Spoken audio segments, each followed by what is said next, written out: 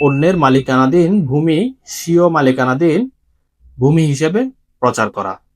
অর্থাৎ যদি আপনি অন্যের সম্পত্তিকে নিজের সম্পত্তি বলে বলে বেড়ান বা প্রচার করেন, সেই ক্ষেত্রে আপনি ভূমি অপরাধ প্রতিরোধ ও প্রতিকার আইনের 4 ক ধারা অনুযায়ী অপরাধ করেছেন বলে গণ্য হবে।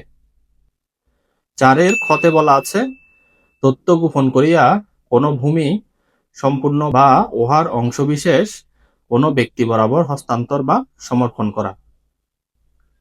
অর্থাৎ আপনি যদি কোনো তথ্য গোপন করে কোনো সম্পত্তি কোনো ব্যক্তির কাছে বিক্রি করেন, সেক্ষেত্রে আপনি এই আইনে শাস্তিযোগ্য অপরাধ করেছেন বলে গণ্য হবে।